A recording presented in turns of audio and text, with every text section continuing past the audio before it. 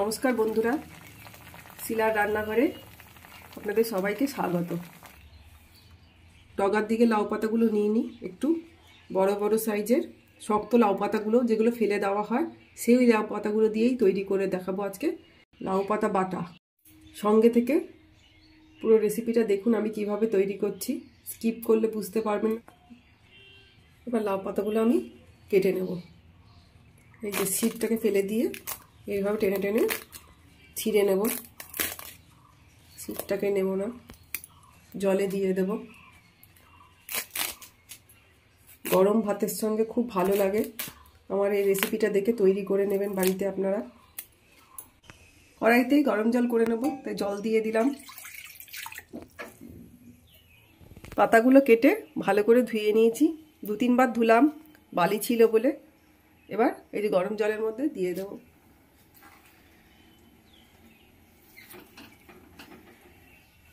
অল্প লবণ দিয়ে দেবো, দিয়ে ভালো করে লাউ পাতাটা সেদ্ধ করে নেব।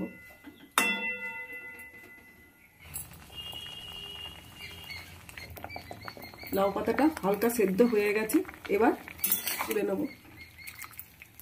ছাঁকনিটার মধ্যে জল থেকে তুলে নেব একদম।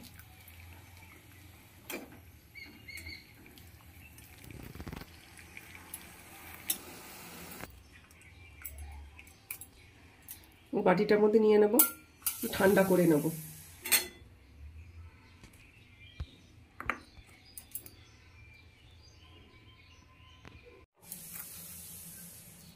সিদ্ধ করে লাউ পাতাটা ঠান্ডা হয়ে গেছে, এবার বেটে নেব।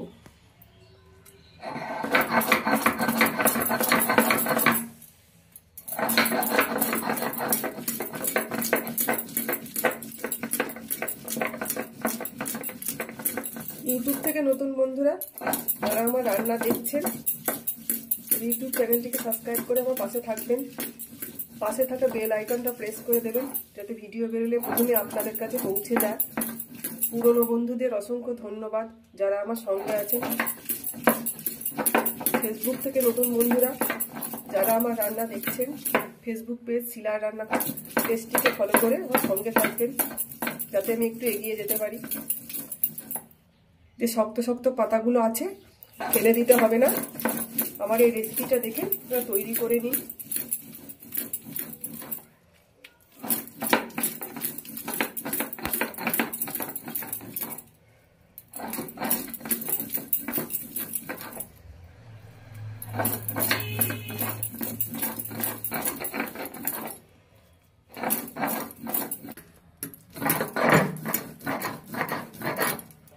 লাউ পাতাটা বাটা হয়ে গেছে, এবার তুলে নেব।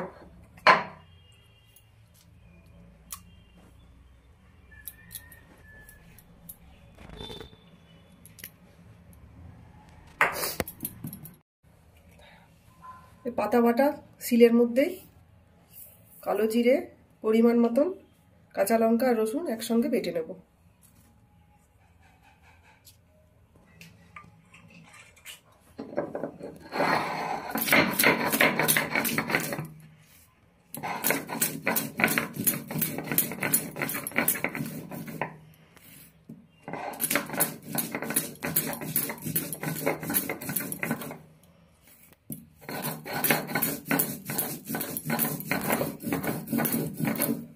কালো জিরে আর রসুন শরীরে ব্যথার জন্য খুব উপকারী।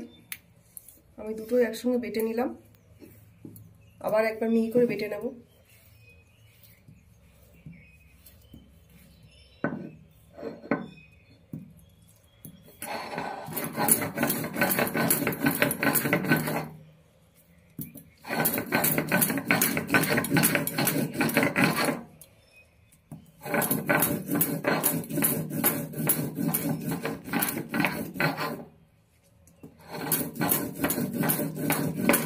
কাঁচা লঙ্কা, রসুন আর কালো জিরে বাটা হয়ে গেছে, এবার তুলে নেব। কড়াইতে পরিমাণ মতন সাদা তেল দিয়ে দিচ্ছি। আপনারা চাইলে এটা সর্ষে তেলে তৈরি করে নিতে পারেন।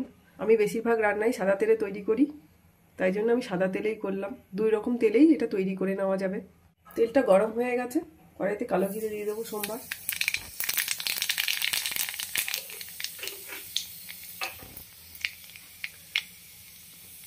গ্যাসটা কমিয়ে দেবো। এবার বেটে রাখা লাউ পাতাটা এবার দিয়ে দেবো এর মধ্যে।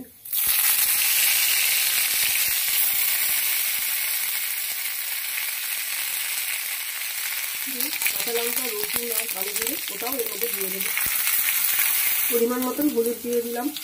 পাতা সেদ্ধর সময় একটু লবণ দিয়েছিলাম, তাই অল্প একটু লবণ দিয়ে দিলাম। এবার ভালো করে কম আছে নাড়িয়ে নাড়িয়ে ভেজে নিতে হবে।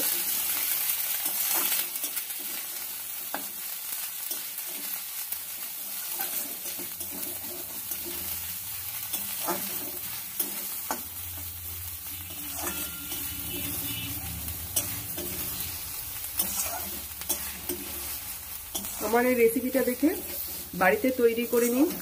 লাউ পাতা বাটা বা ভর্তা গরম ভাতে প্রথম পাতে খুব ভালো লাগে। একদিন অন্তত করে দেখুন আমি কিভাবে তৈরি করলাম সেইভাবে লাউ পাতা বাটা। আঁচটা বাড়ালে হবে না, কম আছে নেড়ে নেড়ে শুকিয়ে নেব। যত ভালো করে ভাজা হবে তত খেতে স্বাদ হবে, তাই কম আছে যতটা পারা যায় ভেজে নিতে হবে সুন্দর করে।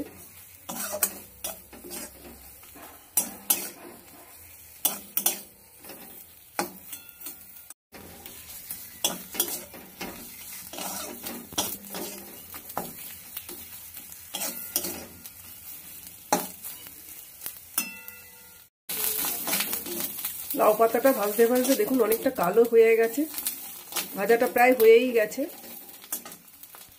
এবার 1 চামচের কম একটু চিনি দিয়ে দেবো। আপনারা চাইলে চিনিটা না দিতেও পারেন, বাটা একটু চিনি দিলে ভালো লাগে। লাউ পাতা বাটা একটু চিনি দিলে ভালো লাগে তাই দিলাম। যারা চিনি পছন্দ করে না চিনিটা না দিলেও হবে। আবার একটু ভাজা ভাজা করে নেব।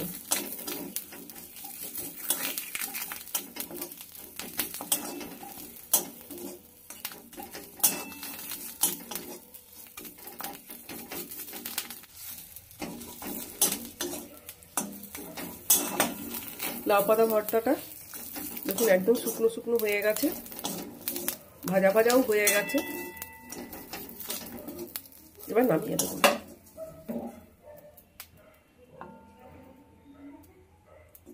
রেসিপিটা যদি ভালো লাগে লাইক করবেন, কমেন্ট করে জানাবেন, শেয়ার করবেন। ভালো থাকবেন, সুস্থ থাকবেন, আমার পাশে থাকবেন। দেখা হচ্ছে আবার অন্য কোনো রেসিপি নিয়ে আপনাদের সঙ্গে। ধন্যবাদ।